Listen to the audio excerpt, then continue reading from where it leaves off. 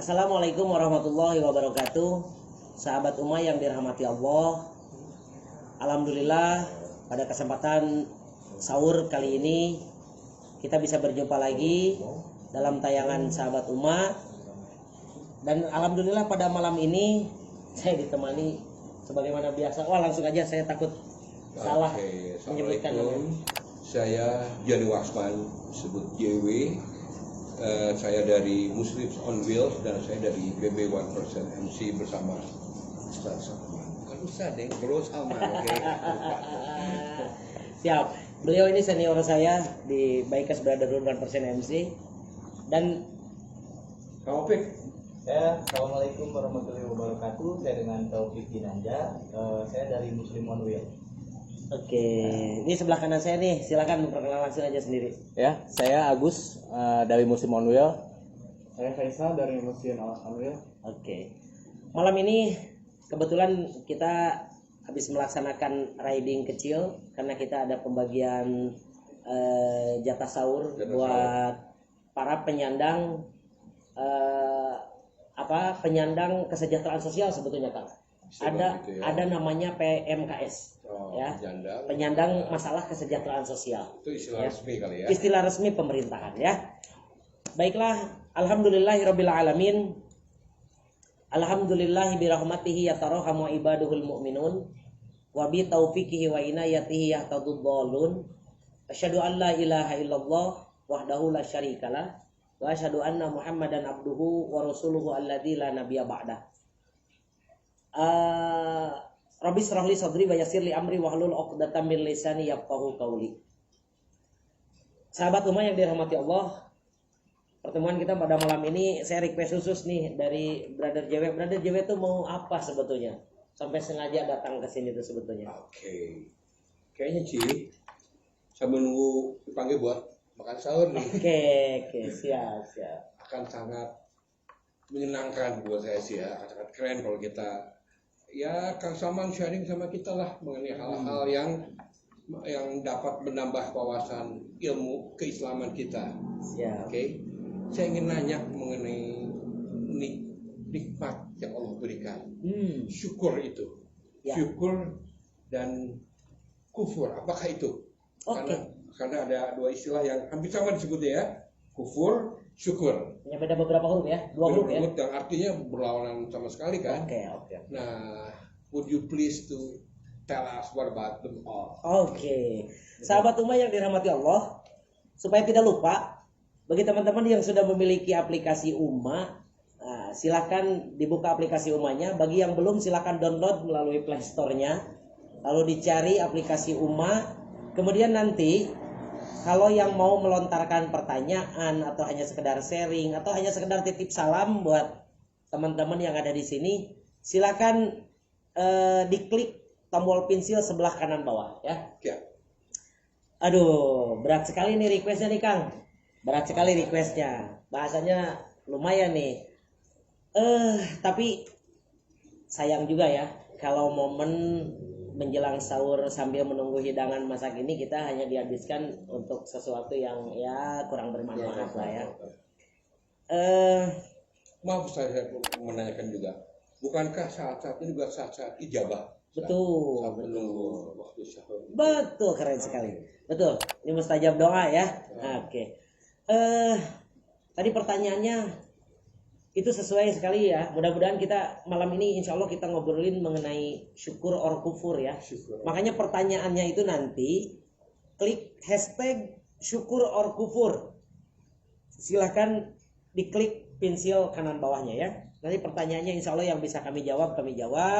Yang tidak bisa kami jawab nanti kami PR-kan lah ya. Kata-kata syukur dan kufur, kalau kita perhatikan betul sekali, hanya perbedaan di konsonan awalnya dan tengahnya. Padahal secara syukur, U-nya double U dan R-nya sama, kufur juga U-nya ada, R-nya ada. Yang beda S sama F ya. Ya. K-nya sama ya? Sama syukur, kufur. Oh, K sama P ya, K sama P. Tapi untuk menjawab ini semua, jangan sampai saya menjawab dari analogi saya dong, jangan. Buat apa kita diberikan oleh Allah hidayahnya melalui Al-Quran ini? Kita cek-cek nih, kira-kira surat apa yang cocok untuk menjawab ya pertanyaan. Mungkin bukan hanya pertanyaan Kang JW saja, mungkin pertanyaan kita semua atau bahasan kecil kita malam ini. Syukur or kufur ya. Saya dulu dikala ya dulu lah pernah ngaji-ngaji dikit lah ya kan ya. Itu teringat satu surat dalam Al-Qur'an, ya tepatnya surat ke-76 kalau tidak salah, itu surat Al-Insan. Ada beberapa ulama yang menyebutkan biasanya ini surat Al-Insan, ini surat Hal-Ata, atau ini surat Ad-Dahr. Itu macam-macam orang menyebutnya. Kayak menyebutkan surat Al-Ikhlas. Biasanya kan kita familiarnya apa? Qul huwallahu. Apa Al-Ikhlasnya ya. Al-Insan juga sebetulnya beberapa ulama banyak yang menyebutnya Quran surat Al-Insan dan dengan nama kalimatnya diambil salah satu kalimatnya. Kita baca saja, kita sama-sama ngobrol nih malam ini mengenai surat ini. Mohon izin. A'udzubillahi minasyaitonirrajim. Bismillahirrahmanirrahim. Hal ata 'alal insan hinun minad dahri. Hal ata, bukankah pernah datang 'alal insan, kepada setiap manusia ya. Biasanya kan ayat Quran ini biasanya ya ayyuhalladzina amanu, itu lebih khusus, wahai orang-orang yang beriman. Tapi di kala konteksnya al-insan, insan itu berarti semua manusia, baik yang beriman ataupun tidak beriman. Iya ya, ya semua manusia. Semua diseru ya. Semua diseru. Semua terpanggil, semua terbaca lah oleh ayat ini ya. Hal ata 'alal insan, teringatkan oleh ayat ini. Karena pada dasarnya Al-Quran ini, mohon maaf nih, bukan hanya berarti kalau konteksnya di situ ada insan. Ini Quran ini bukan hanya turun buat orang yang beriman saja. Bukan untuk muslim saja. Makanya ini Rasulullah SAW itu khatamul anbiya ya. Berat karena ada kata-kata, ada kalimat-kalimat al-insan, atau kita pemahamannya harus menyampaikan ini buat yang muslim dan non muslim. Begitu. Kalau konteksnya seperti itu, kurang lebih pemahamannya seperti itu. Hal ata 'alal insani hinun minad dahri. Ini kalimat hal ata ini antara kalimat pertanyaan dan kalimat penegasan. Karena artinya itu bukankah. Bukankah saya pernah memberikan kamu uang? Itu berarti kan bisa penegasan, bisa juga pertanyaan. Ya. Bukankah saya pernah membantu kamu? Kurang lebih seperti itu. Berarti kan itu penegasan bahwa saya pernah membantu Anda gitu ya. Hal ata 'alal insani hinun minad dahri. Bukankah telah datang kepada setiap manusia hinun minad dahri, satu bagian kecil dari bagian yang besar, satu durasi yang pendek dari durasi yang panjang, 1 tahun dari puluhan tahun, 1 hari dari ribuan hari ya, 1 jengkal dari ribuan kilometer. Kita pernah mengalami satu masa yang sangat pendek. Dari sekarang usia kita 40, usia Akang mungkin juga sama atau lebih, ada yang di bawah gitu ya. Saya nggak berani nyebutin usia ya. I'm 61. Sweet 17 ya.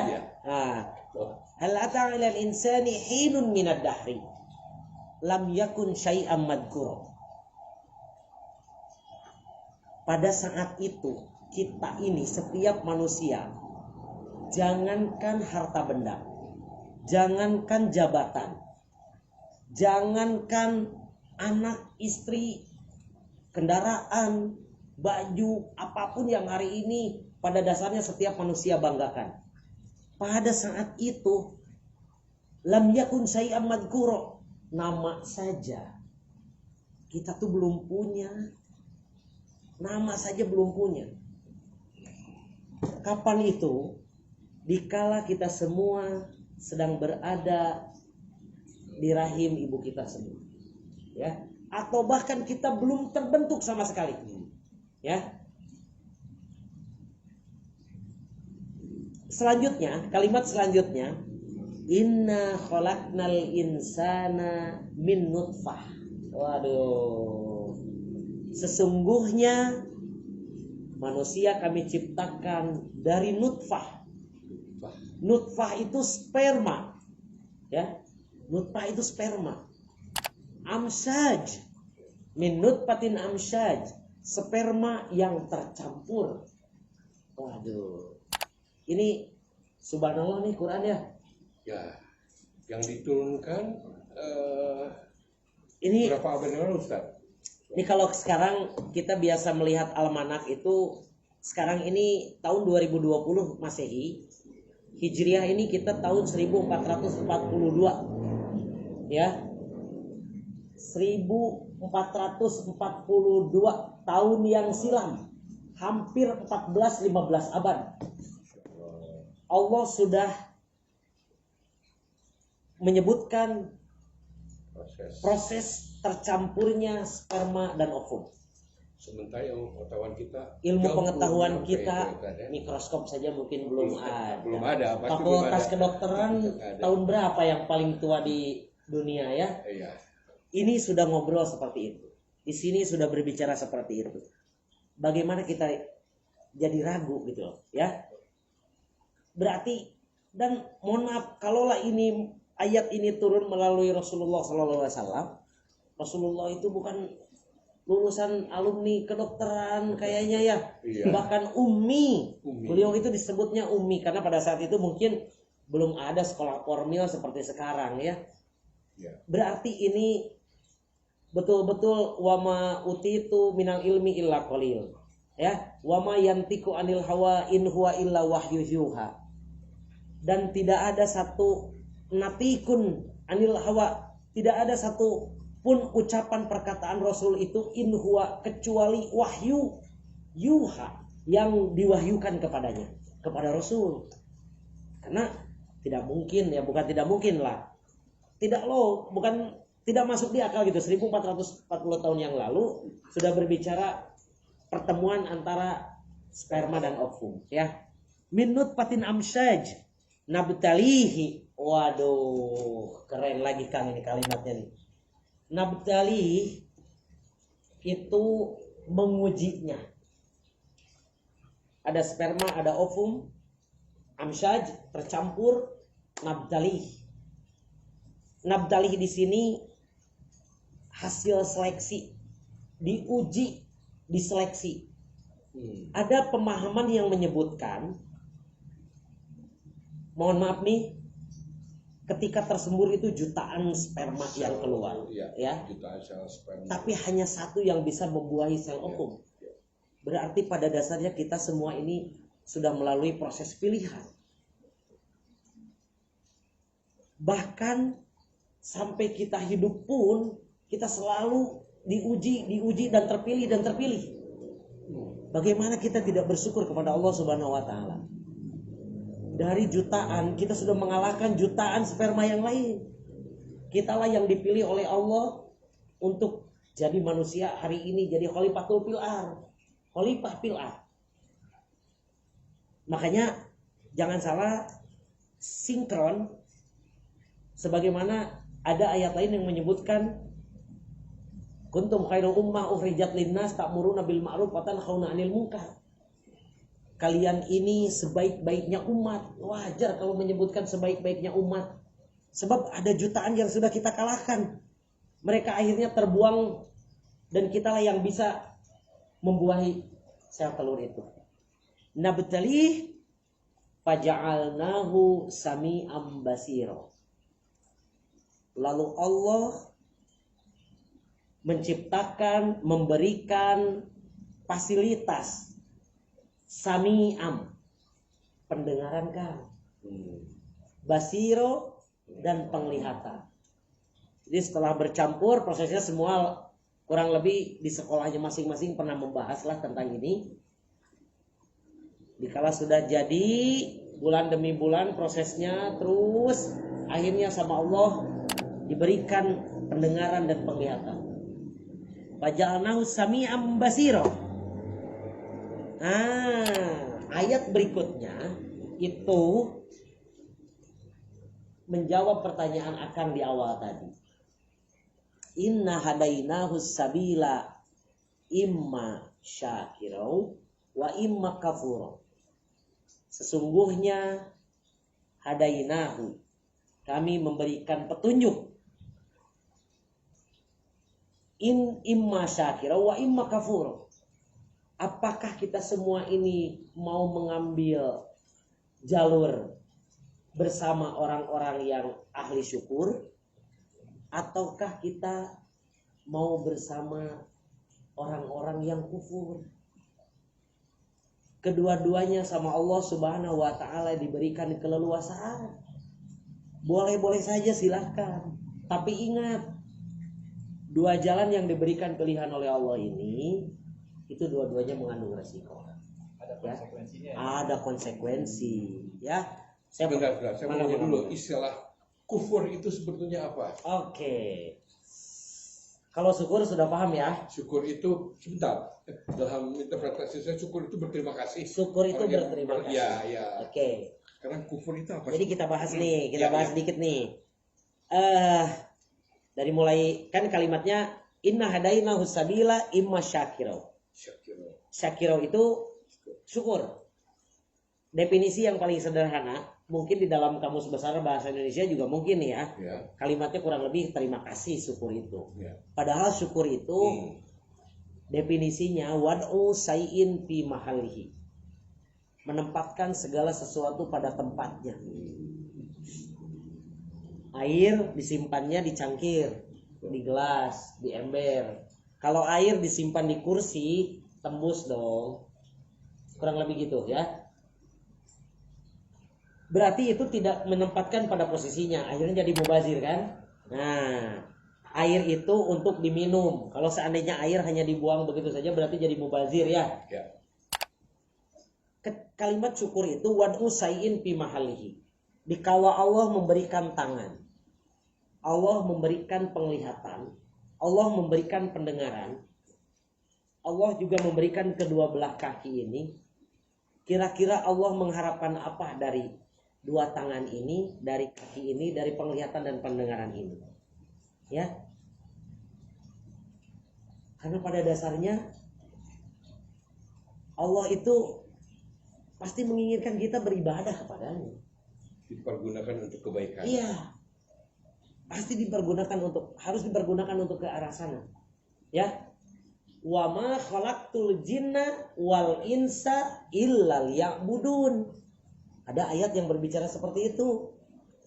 Wa ma khalaqtul jinna, dan tidak semata-mata kami menciptakan al-jin, jin, wal insa, dan manusia, illa, kecuali liya'buduni, untuk beribadah kepadaku.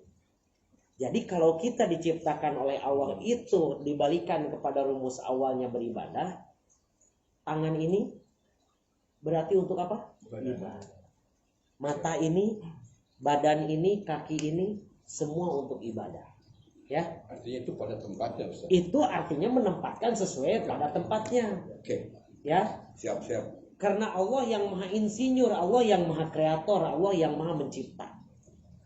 Sebagaimana kita sekarang bertanya nih, dikala ada seorang insinyur yang menciptakan mobil untuk dipakai di darat, lalu sama manusia dengan iseng mobil itu dipakai di air, kira-kira supportnya nih? Jadi atau sebaliknya, kelelep kan? Atau sebaliknya, ada insinyur yang menciptakan kapal terbang, ternyata dipakai di jalan aja, dipakai ngojek di bawah. Kira-kira nggak keren ya? Itu dibalikan lagi, ada tutorialnya. Kita diciptakan, manusia ini diciptakan, bumi ini diciptakan, tutorialnya Al-Quran ini.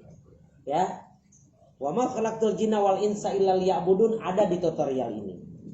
Harus diseperti apakan alam ini, harus diseperti apakan manusia ciptaannya ini.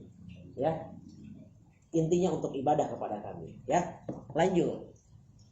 Berikutnya, pertanyaan berikutnya, mal kufur. Apa itu kufur sebetulnya? Kufur itu asal mulanya dari kosakata kafaro yakfuru kufron. Itu menutup. Makanya dulu saya dikala jadi santri ada kalimat yang menyebutkan petani menutup biji tanaman dengan tanah. Kata menutupnya itu pakai kata kufru. Pakai kata kufru karena menutup. Nah, konteksnya kalau di dalam syariat kita ini menutup sesuatu kebenaran. Menutup mata dari kebenaran-kebenaran yang sudah ada, yang sudah Allah berikan. Dikala kita mendapatkan ayat yang tadi, kita sudah mendengarnya, tapi kita seakan-akan kita menutup mata, menutup telinga. Nah, itu kufur. Ya, kita sudah tahu bahwa niat awal, desain awal, proses penciptaan kita ini buat illal ya'budun, lalu kita tidak beribadah. Nah, berarti itu menyalahi niat proses awal. Ya, itu yang disebut kufur. Jadi kufur itu semua syariat, semua perintah kita abaikan. Bahkan kadangkala sebaliknya, larangannya justru malah kita kerjakan. Itu berarti menutup kebenaran. Itu bahasanya menutup kebenaran. Menutup kebenaran. Ya. Kufur itu menutup kebenaran. Nah, kembali ke yang simpel. Sebetulnya pada dasarnya setiap kita ini diberikan keleluasaan. Kita mau memiliki hobi apa? Kita mau memiliki kebiasaan seperti apa? Baik dalam keseharian, bernegara, bertetangga, berkomunitas, atau beribadah sekalipun. Tapi ingat, semua itu ada konsekuensinya. Saya ambil contoh sedikit. Ketenangan itu ada dalam ketaatan. Ketenangan ada dalam ketaatan. Tuh. Ketenangan ada di dalam ketaatan. Saya ambil contoh sedikit. Dikala kita mengendarai kendaraan, kita sama-sama memiliki hobi yang sama. Dikala motor kita layak jalan, suratnya ada, helmnya kita pakai, remnya utuh, SIM-nya kita bawa. Kita mau jalan kemanapun, lampunya nyala, depan dan belakang, sennya juga nyala. Kita mau jalan kemanapun, kita pasti tenang. Sudah taat ya Pak ya? Karena itu taat. Tapi kita ambil kebalikannya. Dikala salah satu poinnya hilang, SIM-nya tidak punya, STNK-nya mungkin habis, helmnya juga kita tidak bawa. Kita mau mengarungi perjalanan seperti apa? Siang hari takut razia, malam hari takut lubang. Boro-boro mau tenang. Apalagi dalam kehidupan beribadah di dunia ini. Sederhana sekali. Kalau kita melakukan kebaikan, indikasinya pasti hati kita merasa tenang. Sebentar nih, sahabat-sahabat ummah yang dirahmati Allah, ada pertanyaan yang masuk nih dari sahabat ummah. Oke, barusan nih ada pertanyaan yang masuk. Oke ya. Bagaimana? Oke, ini dari sahabat ummah dari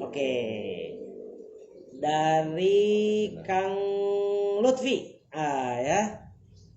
Ustaz, bagaimana kalau kita masih suka maksiat? Tapi sholat juga kita laksanakan. Ini bagaimana nih hukumnya nih? Waduh, ini pertanyaannya gue banget ya pertanyaannya. Pertanyaannya lu banget ini pertanyaannya. Kain teh. Bagaimana nih? Kita masih suka melaksanakan maksiat, tapi sholat lancar. Bagaimana nih hukumnya ya? Sahabat Lutfi, sahabat Umar yang dirahmati Allah. Ini pertanyaan ini sebetulnya bisa dibalikan lagi kepada sahabat Lutfi ya. Inna sholata tanha anil fahsya'i wal munkar. Sesungguhnya sholat itu akan mencegah dari perbuatan keji dan mungkar. Berarti pertanyaannya seperti sekarang ini, apakah sholat yang Anda laksanakan itu hanya sekedar bebas dari kewajiban?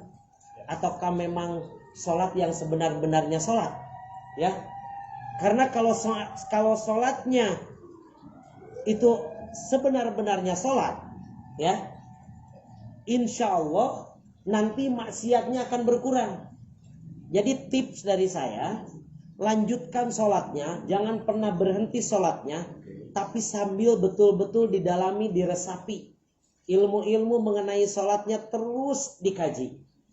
Bait demi bait, artinya itu terus Anda harus kuasai. Ya, insya Allah lama-kelamaan maksiatnya akan semakin berkurang, bahkan bakal semakin sayang. Kalau seandainya kita sholat masih melakukan maksiat, ya. Selanjutnya, ini pertanyaannya juga gue banget ini pertanyaannya. Ustadz, saya punya tato, tapi ingin sholat. Apakah sholat saya diterima dalam kurung sah? Ini Kang Jewe nih yang jawabnya nih. Kang Jewe nih yang jawabnya nih kayaknya nih. Ustadz, saya punya tato, tapi saya ingin sholat. Apakah sholat saya diterima atau sah? Gimana Ustadz? Baiklah. Sholat itu kewajiban, harus kita lakukan, betul kan? Betul. Dan yang berhak menerima tidak sholatnya adalah Allah Subhanahu wa Ta'ala. Jadi kita lakukan kewajiban kita Betul. sebaik mungkin. Betul. Biarlah Allah yang menerimanya. Oke. Insya Allah terima, saya pikir gitu ya. Karena mungkin kita pun juga sudah menuju kebaikan. Betul. Tapi mungkin yang lebih lengkap dan benernya Ustaz yang beneran. Bukan, kebenaran hanya milik Allah dan Rasulnya. Oke. Tapi lebih banyak. ya, tapi coba saya tambahkan sedikit ya. Fenomena yang tidak bisa dipungkiri hari ini, seakan-akan tato ini jadi tren. Ya. Bahkan saya pernah ada satu teman saya yang memakai kaos tato is not crime. Jadi kalau dulu tato itu dianggap bahwa kriminalitas, bahkan dulu kalau tidak salah orang yang bertato itu pernah ditangkap rame-rame, Petrus ya, ditembak secara misterius. Hari ini tato ini seakan-akan sudah menjadi tren.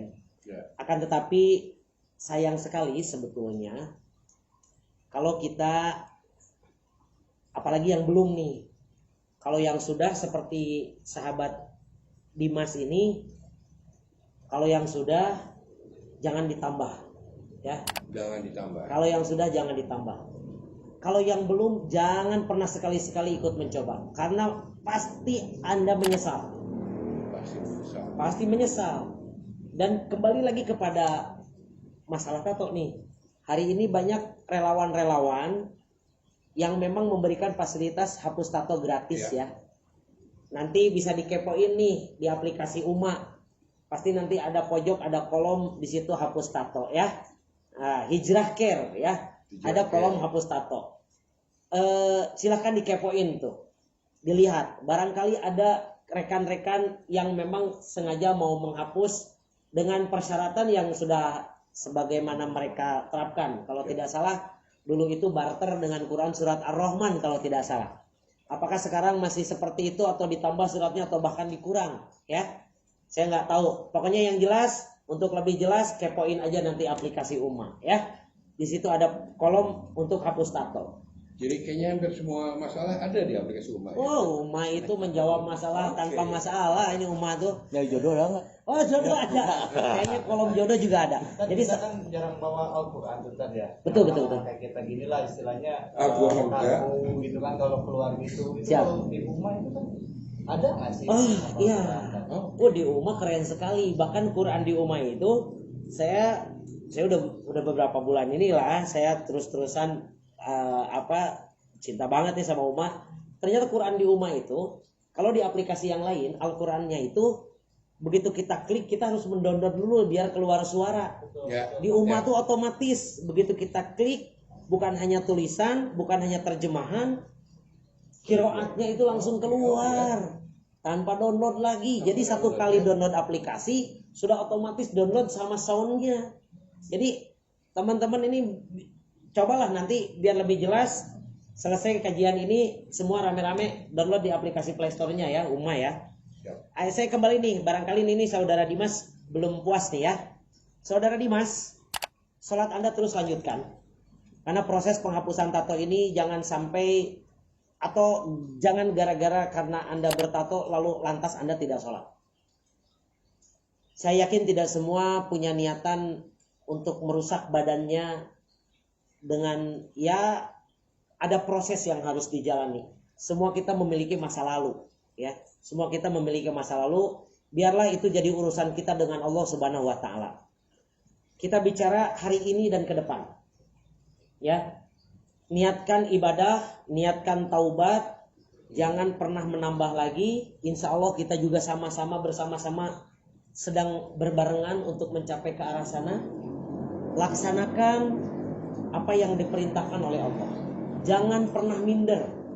Kalaupun Anda nanti sahabat Dimas ada kesempatan, diberikan kesempatan, ditakdirkan nanti ketemu dan mau menghapusnya, dan memang hanya sedikit jumlah yang ada di badan Anda, silahkan. Tapi kalau seandainya, saya belum tahu nih sahabat Dimas, apakah sahabat Dimas ini full body? Ini jangan-jangan kalau full body, ini kita pernah punya pengalaman nih Kang. Saya dulu pernah jadi relawan hapus tato juga. Karena memang terlalu banyak media yang digambarnya, itu daya tahan tubuhnya kurang kuat, akhirnya sakit. Jadi kalaupun mau ke arah sana, silakan tapi disesuaikan dengan kondisi masing-masing.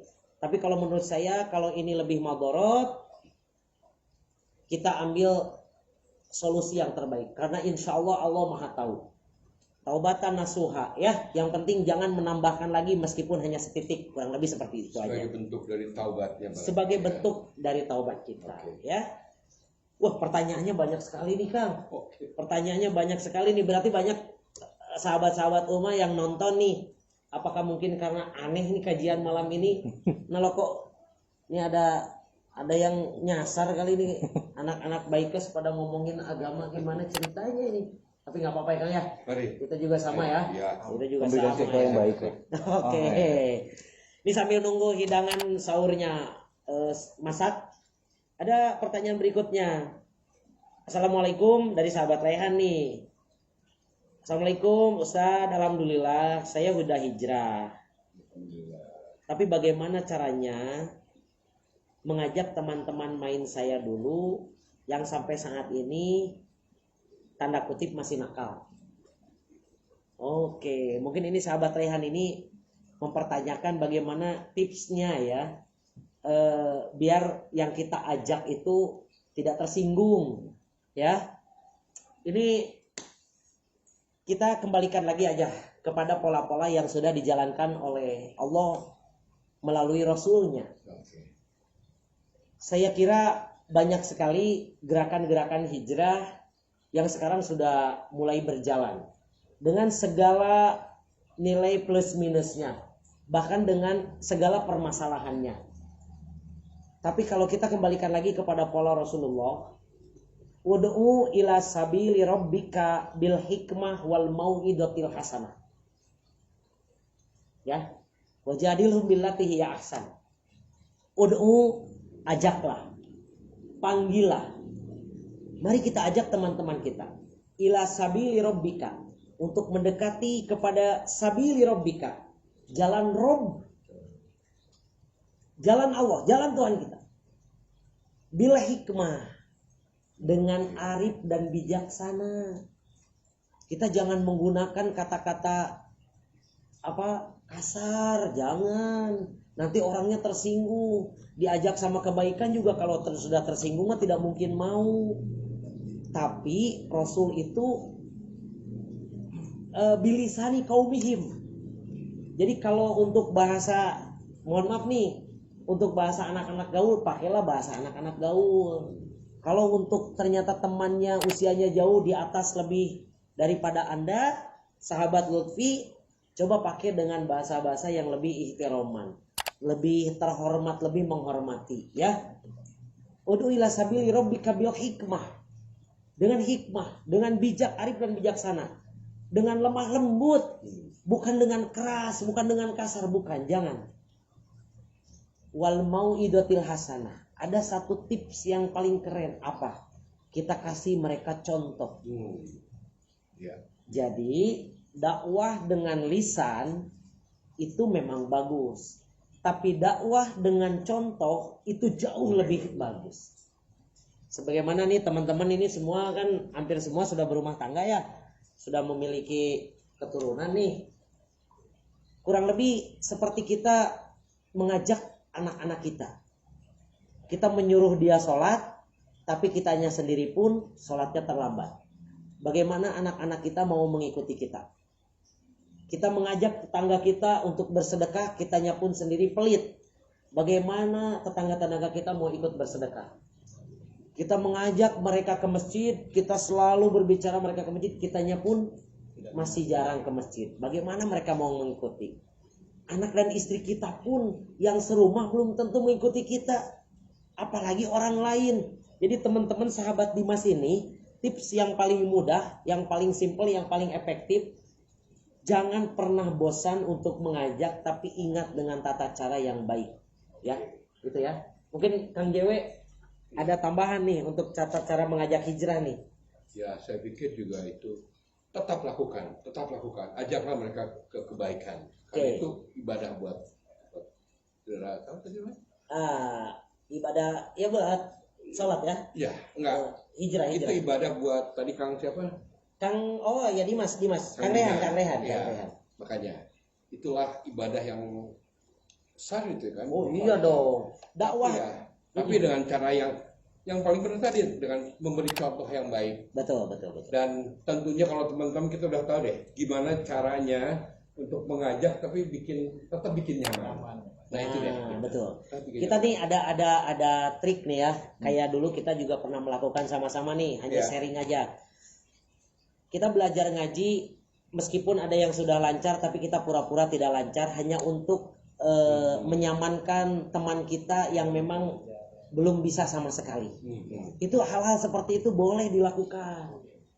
Hanya untuk memberikan dia rasa nyaman bahwa dia masih ada teman loh. Jadi termotivasi ya, termotivasi. Ini ada pertanyaan berikutnya. Ini keren-keren nih pertanyaannya nih.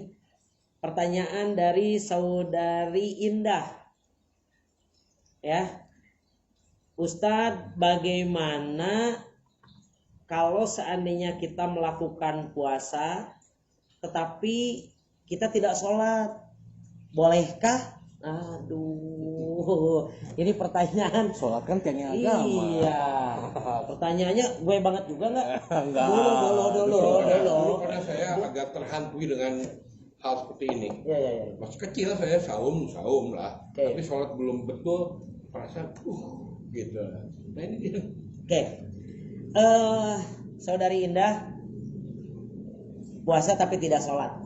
Nih, ingat bahwa ada hadis Rasul yang menyebutkan awwalu ma yuhasabu bihil abdu yaumal qiyamah as-shalah. Ida saluha sairu amalihi wa ida fasada sairu amalihi.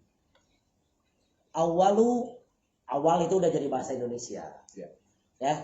Udah jadi bahasa kita. Awwalu yang paling awal, yang paling pertama. Ma yuhasabu, yang dihisab di hadapan Allah bihil abdu, dari hambanya, dari kita semua nih.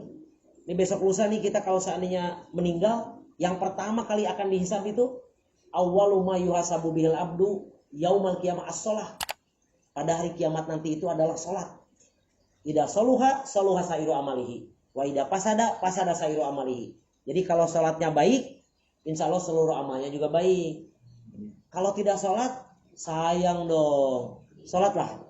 Ya, sholatlah meskipun masih belajar, puasanya lanjutkan, sholatnya sambil belajar. Oke, Sahabat Ummah yang dirahmati Allah, sebentar lagi azan subuh berkumandang. Kita insya Allah melaksanakan ibadah saum. Mudah-mudahan apa yang kita sampaikan pada malam ini ada guna dan manfaat, khususnya buat kita semua, umumnya buat sahabat-sahabat Ummah yang sekarang sedang menyaksikan tayangan ini. Mudah-mudahan ibadah saum kita selalu diberikan kemudahan oleh Allah dan dikuatkan oleh Allah, ya. Dan akhir-akhir ini mudah-mudahan segala apa yang terjadi pada negara Indonesia, bahkan pada umat Islam sedunia, segera diselesaikan masalahnya oleh Allah, yaitu COVID-19. Billahi taufiq wal hidayah, waridho wal inayah, Allahu yahudu bi aidina ila ma fihi khairun lil islami wal muslimin. Wassalamualaikum warahmatullahi wabarakatuh. Kita terlahir untuk mencari jalan yang lurus. Dalam mendapatkan pengetahuan, dalam mencari pengalaman, dan dalam mengemban amanah untuk menjadi manusia yang lebih baik. Namun, dalam perjalanan kita, dunia tidak selalu sejalan dengan keyakinan.